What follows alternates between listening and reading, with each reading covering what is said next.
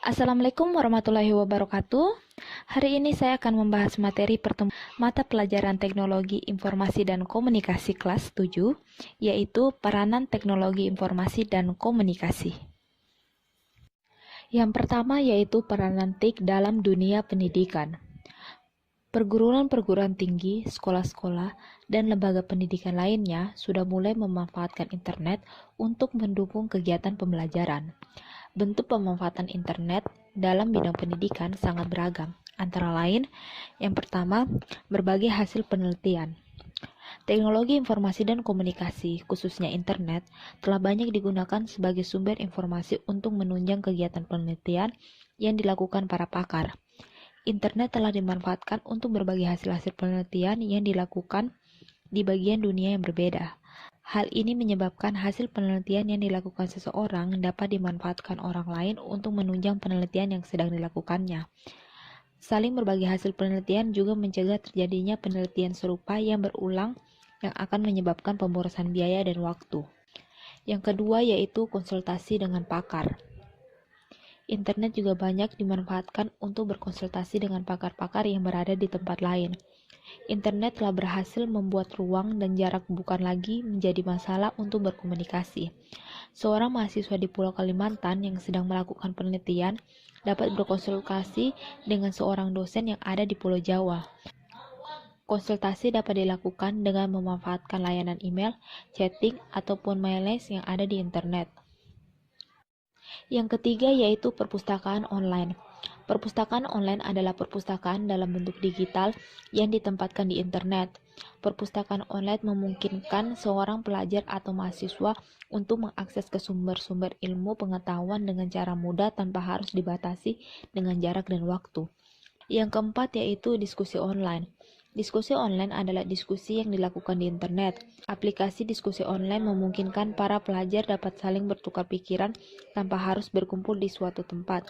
Diskusi online juga memungkinkan seorang pelajar dapat berdiskusi dengan seorang pakar tanpa harus bertatap muka secara langsung.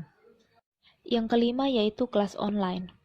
Aplikasi kelas online dapat digunakan bagi lembaga-lembaga pendidikan jarak jauh seperti universitas terbuka dan SMP terbuka. Materi-materi pelajaran dibuat interaktif dan menarik sehingga kualitas belajar di kelas online tidak kalah dengan kualitas belajar di kelas biasa.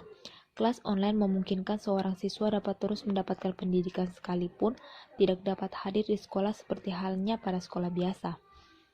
Yang keenam yaitu sumber materi. Internet menyediakan begitu banyak informasi dan materi pelajaran yang dapat dimanfaatkan secara gratis.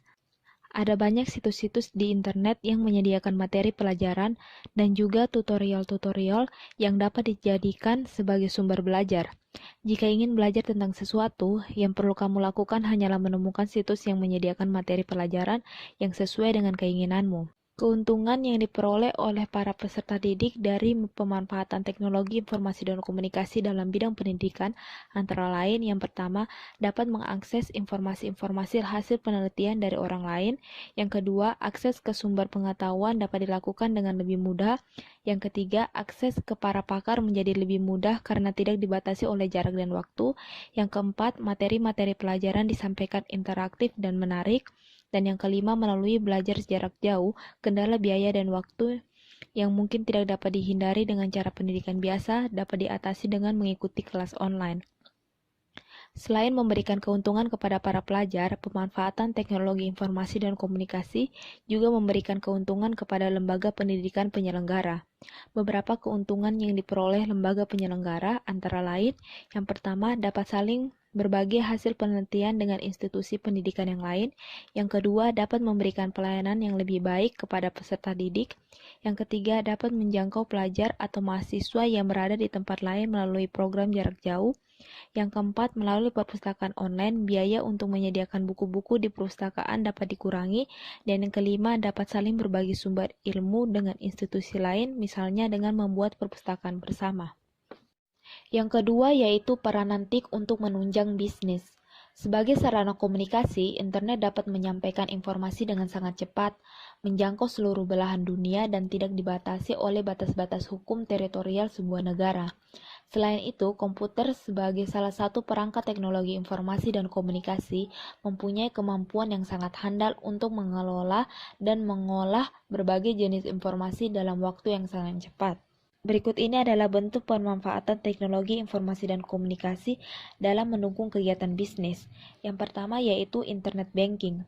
Internet Banking adalah layanan perbankan yang dilakukan dengan menggunakan internet. Layanan Internet Banking memungkinkan nasabah-nasabah sebuah bank melakukan transaksi perbankan di internet.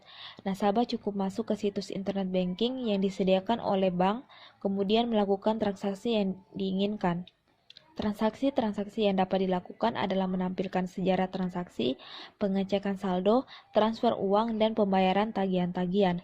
Sedangkan untuk transaksi penarikan atau penyetoran uang harus dilakukan melalui ATM atau kasir bank. Internet banking memberikan banyak keuntungan kepada bank, karena nasabah-nasabah melakukan transaksi melalui internet, jumlah nasabah yang datang ke bank menjadi semakin sedikit. Karena jumlah nasabah yang datang langsung ke bank semakin sedikit, jumlah pegawai yang harus melayani nasabah dapat dikurangi. Demikian juga luas kantor yang harus disediakan menjadi lebih kecil. Hal-hal ini tentu saja mengurangi biaya yang harus dikeluarkan bank untuk membayar gaji pegawai dan sewa ruang kantor. Keuntungan lain yang diperoleh bank adalah bank dapat memberikan keleluasan kepada nasabah untuk melakukan transaksi dari mana saja dan kapan saja, asalkan ada internet. Kemudahan dan keleluasan ini tentu saja akan menambah kesetiaan para nasabah terhadap bank yang bersangkutan. Internet banking juga memberikan keuntungan kepada para nasabah bank. Nasabah bank tidak perlu datang lagi ke bank untuk melakukan transaksi yang tentu saja telah menghemat waktu nasabah. Selain itu, nasabah mendapat keleluasan dan kemudahan melakukan transaksi dari mana saja dan kapan saja. Keleluasaan dan kemudahan ini tidak saja memberikan rasa nyaman kepada pelanggan, tapi juga membantu kelancaran bisnis nasabah dari kalangan pembisnis. Keuntungan lain bagi nasabah dari layanan internet banking adalah berkurangnya biaya untuk melakukan transaksi.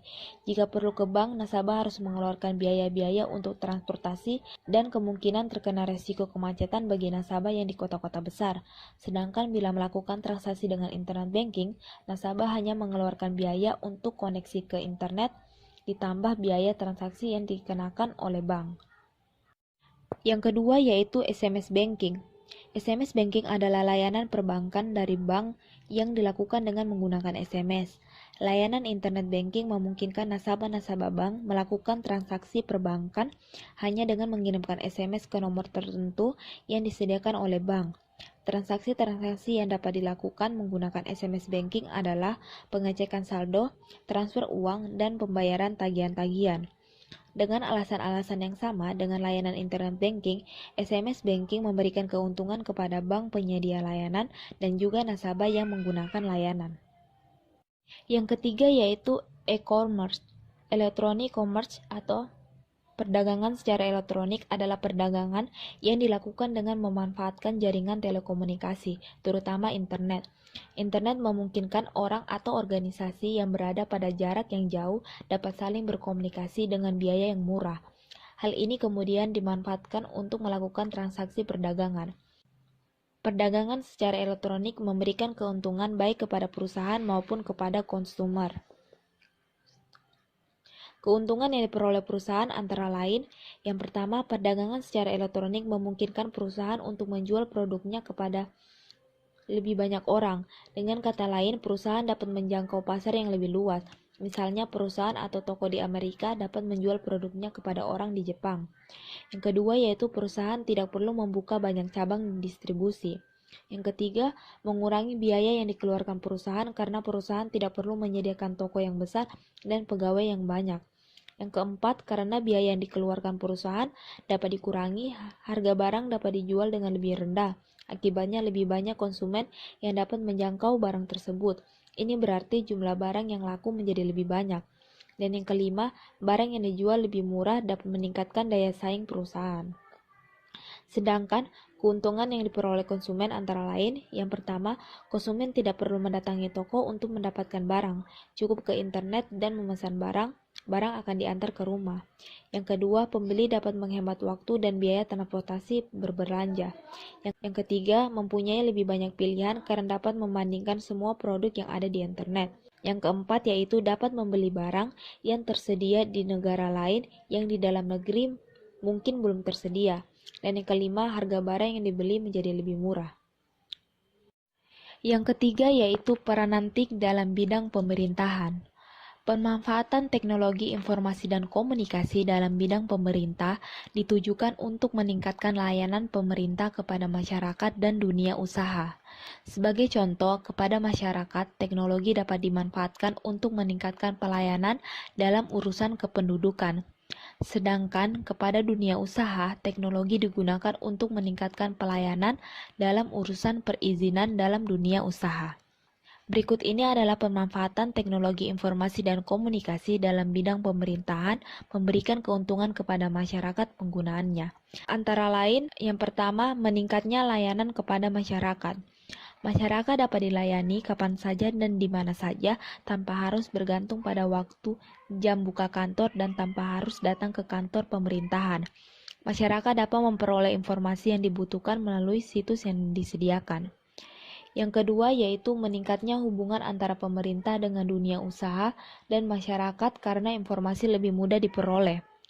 Selain itu, pemanfaatan teknologi informasi dan komunikasi juga meningkatkan transparansi pemerintahan yang dapat menumbuhkan kepercayaan dari dunia usaha dan masyarakat.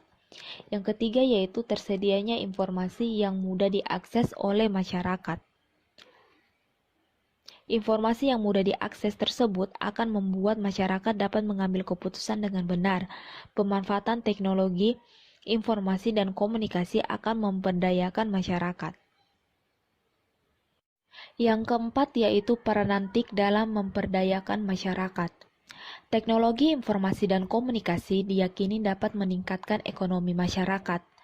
Ada banyak produk-produk usaha kecil dan menengah di Indonesia dapat dipasarkan ke luar negeri dengan bantuan internet. Sebagai contoh, produk-produk mebel di Jepara yang terkenal dengan ukiran-ukirannya tadinya hanya dipasarkan secara nasional dan terbatas pada wisatawan asing yang datang ke Jepara. Dengan adanya internet, mebel Jepara dapat dipasarkan ke seluruh dunia. Keuntungannya, jumlah produk yang dapat dijual semakin banyak dan harga jual lebih tinggi. Akibatnya, para pengrajin semakin diuntungkan. Tentunya, ini akan meningkatkan kesejahteraan masyarakat sekitar. Selain memasarkan produk-produk kerakyatan, internet juga mendukung memperdayakan masyarakat dalam hal meningkatkan pengetahuan. Sebagai contoh, petani-petani desa dapat belajar cara bertani yang benar, teknik pemupukan, menanggulangi hama tertentu, dan juga teknik menanam dan memelihara tanaman baru yang mungkin belum pernah dikembangkan. Yang kelima yaitu peranan TIK dalam bidang kesehatan. Teknologi informasi dan komunikasi juga memiliki peran dalam bidang kesehatan. Pemanfaatan teknologi informasi dan komunikasi dirasakan oleh masyarakat dapat meningkatkan pelayanan kesehatan yang diterima. Berikut ini beberapa bentuk pemanfaatan TIK dalam bidang kesehatan. Di antaranya adalah sebagai berikut. Yang pertama, konsultasi dokter online. Internet dimanfaatkan penyediaan jasa layanan kesehatan untuk memberikan konsultasi gratis kepada masyarakat melalui internet. Pengguna dapat melakukan konsultasi kesehatan secara online dengan dokter yang disediakan secara gratis. Selain itu, pengguna juga dapat memperoleh informasi-informasi kesehatan yang disediakan di halaman web. Yang kedua yaitu Electronic Health Record atau EHR adalah sebuah sistem rekam medis elektronik, yaitu data pengobatan pasien disimpan dalam sebuah kartu elektronik. Saat ini rekam medis pasien disimpan dalam file rumah sakit. Ketika pasien datang ke rumah sakit, dokter akan mengambil rekam medis tersebut dan mempelajari sejarah kesehatan pasien. Setelah memeriksa pasien, dokter akan menambahkan diagnosa dan tindakan yang dilakukan di rekam medis tersebut. Rekam medis ini penting bagi dokter untuk melihat perkembangan kesehatan pasien, memberikan tindakan yang perlu, dan memberikan resep yang tepat. Masalah dengan sistem yang ada saat ini adalah jika pasien berobat ke rumah sakit yang lain, dokter yang memeriksa tidak dapat melihat rekam medis pasien sebelumnya. Akibatnya, dokter akan buta sama sekali akan riwayat kesehatan pasien dan memulai lagi tindakan pengobatan dari awal. Dengan sistem EHR, pasien dapat membawa rekam medisnya sendiri, sehingga jika dia pergi berobat ke rumah sakit mana saja, rekam medisnya dapat dibaca oleh dokter yang memeriksa. Dengan demikian, diagnosa dan tindakan pada pasien lebih tepat.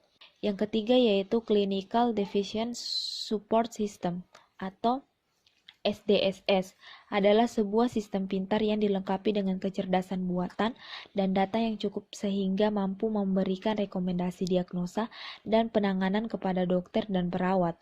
Dengan sistem ini, dokter dan perawat dapat memberikan diagnosa dan penanganan dengan lebih tepat. Yang keempat yaitu Picture Archiving dan Communication System atau PACS. Ini menangkap dan menghubungkan semua diagnosa dari berbagai perangkat seperti X-ray, MRI, CT scan, menyimpannya dan menyatukannya dengan rekam medis. Dengan cara ini, dokter dapat melihat lebih mudah semua bantuan diagnosa dan tindakan yang diperlukan dan dapat memberikan pelayanan yang lebih baik kepada pasien.